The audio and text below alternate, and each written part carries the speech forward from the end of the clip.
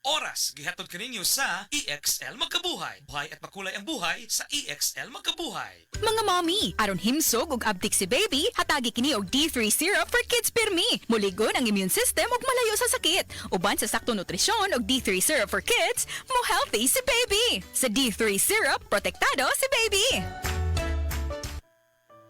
Pagbasa sa ikasampung kabanata ng Aklat ni Juan, ang talinhaga tungkol sa pastol, talata 1-42. Pakatandaan ninyo, ang pumapasok sa kulungan ng mga tupa nang hindi sa pinto nagdaraan kundi umaakyat sa di dapat pagdaanan ay magnanakaw at tulisan. Ang tunay na pastol ay sa pintuan nagdaraan. Pinapapasok siya ng gwarda at pinapakinggan ng mga tupa ang kanyang tinig. Tinatawag niya ang kanyang mga tupa sa kanilang pangalan at inilalabas sa kulungan. Kapag nailabas na, siya'y nangunguna sa kanila at sumusunod naman ang mga ito sapagkat kilala nila ang kanyang tinig. Hindi siya sumusunod sa iba kundi patakbong lumalayo sapagkat hindi nila kilala ang tinig ng iba. Sinabi ni Jesus, ang talinhagang ito, ngunit hindi nila nauunawaan ang ibig niyang sabihin. Kaya't muling sinabi ni Jesus, pakatandaan nyo, ako nga ang pintuang dinaraanan ng mga tupa. Ang mga nauna sa akin ay mga magnanakaw at mga tulisan, ngunit hindi sila pinapakinggan ng mga tupa. Ako ang pintuan. Ang sinumang pumapasok sa pamamagitan ko ay maliligtas. Papasok siya't lalabas at makakatagpo ng pastulan. Dumarating ang magnanakaw para lamang magnakaw, pumatay at manira. Naparito ako upang ang mga tupa ay magkaroon ng buhay, ng isang buhay na masagana at ganap. Ako ang mabuting pastol. Iniaalay ng mabuting pastol ang kanyang buhay para sa mga tupa. Ang bayaran ay tumatakas kapag may dumarating na asong gubat. Iniiwan niya ang mga tupa, palibasa hindi siya pastol at hindi kanya ang mga ito. Kaya't sinusunggaban ng asong gubat ang mga ito at binubulabog. Tumatakas siya, palibasa ay bayaran lamang at walang malasakit sa mga tupa. Ako nga ang mabuting pastol, kung paanong kilala ako ng Ama at siya kilala ko, gayon din naman kilala ko ang aking mga tupa at ako'y kilala nila. At iniaalay ko ang aking buhay para sa aking mga tupa. Mayroon akong iba pang mga tupa na wala pa sa kulungang ito. Kinakailangan sila'y ipasok ko rin at papakinggan naman nila ang aking tinig. Sa gayon magiging isa na lamang ang kawan at isa ang pastol. Dahil dito'y minamahal ako ng Ama sapagkat iniaalay ko ang aking buhay upang ito'y kunin kong muli. Walang makakakuha ng aking buhay kusa ko itong ibinibigay. Mayroon akong kapangyarihang ibigay ito at kuning muli. Ito ang utos na tinanggap ko sa aking Ama. Dahil sa mga pananalitang ito, hindi na naman nagkaisa ng palagay ang mga Hudyo. Marami sa kanila nagsabi, talagang sinasapian na ito ng demonyo at nababaliw.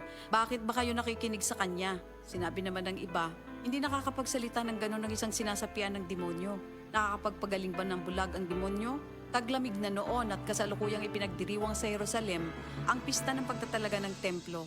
At habang naglalakad si Jesus sa templo, sa portiko ni Solomon, pinaligiran siya ng mga Hudyo at sinabi sa kanya, hanggang kailan mo ba kami ilalagay sa alanganin? Kung ikaw nga ang Kristo, sabihin mo na ng tuwiran. At sumagot si Jesus, sinabi ko na sa inyo, ngunit ayaw ninyong maniwala. Ang mga ginagawa ko sa pangalan ng aking Ama ay nagpapatotoo tungkol sa akin. Ngunit ayaw niyong maniwala sapagkat hindi kayo kabilang sa aking mga tupa. Nakikinig sa akin ang aking mga tupa. Nakikilala ko sila. Sumusunod sila sa akin. Binibigyan ko sila ng buhay na walang hanggan. Kailan may hindi sila mapapahamak at hindi sila maaagaw sa akin inuman. Ang aking Ama na siyang nagbigay sa kanila, sa akin, ay lalong dakila sa lahat at hindi sila maaagaw ninuman sa aking Ama. Ako at ang Ama ay iisa. Ang mga pinuno ng mga Hudyo muling dumampot ng bato upang batuhin siya.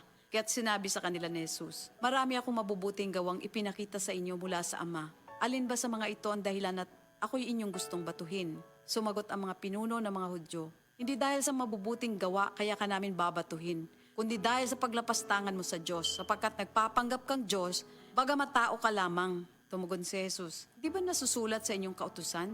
Sinabi ko, mga Diyos kayo. Mga Diyos ang tawag ng kautusan sa mga pinagkatiwalaan ng salita ng Diyos at hindi maaaring ipawalang bisa ang sinasabi ng kasulatan. Ako'y pinili at isinugo ng Ama. Paano ninyo ngayon masasabing nilalapastangan ko ang Diyos? Dahil sa sinasabi kong ako ang anak ng Diyos? Kung hindi ko ginagawa ang mga pinapagawa ng aking Ama, huwag niyo akong paniwalaan. Ngunit kung ang ginagawa ko ay ang mga ito, paniwalaan ninyo ang aking mga gawa kung ayaw ninyong maniwala sa akin. Sa gayon matitiyak ninyong nasa akin ang Ama at ako'y nasa Kanya. Kaya tinangka naman nilang dakwin si Jesus ngunit siya'y nakaalis. Muling pumunta si Jesus sa ibayo ng Hordan sa pook na dating pinagbautismohan ni Juan. Habang naroroon siya'y maraming lumalapit sa kanya. Sinasabi nila, si Juan ay walang ginawang himala, ngunit totoo ang lahat ng sinabi niya tungkol sa taong ito. At doon, maraming sumampalataya kay Jesus. Ito ang salita ng Diyos. Diabetes, usa ka sakit nga lisod ug delikado sa atong mga lawas. Tungod aning pwede ka mamatay sa komplikasyon sa kasing-kasing, kidney, atay, ug uban pang mga vital organs sa atong lawas. Sukla nato ang diabetes. Mag Life Extension Vitamin D3 na mo. Rekomendado sa mga medical doctor. Mapalit sa mga butika. Nganong atong pilion ang Vitalangs Capsule, sangkap kini sa mga bitamina ug natural nga sagol, vitamins A, D3, E ug zinc, alang sa likon nga immune system, Korean ginseng ug chlorella aron maka-function og maayo ang lungs, B vitamins, iron ug folic acid alang sa pag-atiman aron himsog, ug powerful antioxidants para protektahan ang imong lungs ug baga. Mag-inom og Vitalangs Capsule. Hi, ako si Gina Huevos, usa ka teacher diri sa Davao City National High School. Full-time teacher ko every weekdays ug speaker and Sunday school teacher kada weekends. Usahay kapoy pero I draw my strength from God. I also have my MX3 capsule, kauban sa tamang nga pagkaon ug exercise. Ang MX3 tested and proven nga naay alpha, beta ug gamma nutrients na nakatabang sa ako makasustinar sa adlaw-adlaw. MX3, diri ko believe. Mahalagang paalala, ang MX3 capsule ay hindi gamot at hindi dapat gamiting panggamot sa anumang uri ng sakit. MX3. Tunay, natural, at original. Ako si RG Paul Donato, 37 years old, taga Davao Oriental. Katrabaho isip gwardya, nga naadiri karon sa Dikaho Mental Davao. Sa kalisod sa pangadlaw-adlaw nga commute, dayon duty, pag uli, luya na. Pero dapat, padayon gihapon sa mga lihokon, sa balay para sa pamilya. Mahayo na lang, nga dunay Centrum Advance. Tabang sa pagbawi sa kusog, tungod sa Centrum Advance, kauban ng saktong kaon og exercise. Paminaw nako, advance pod ang dugang resistensya kontra sakit. Nabalaan nako nga aduna pod kini lutein, tabang para sa mata. Kauban ng saktong kaon og exercise nga kinahanglan kayo nato sa trabaho sama natong mga gwardya. Nabalaan pod nako nga ang Centrum Advance adunay potassium, gatabang sa normal blood pressure. Ug uban pang sulod niini nga lycopene, gatabang sa kasing-kasing.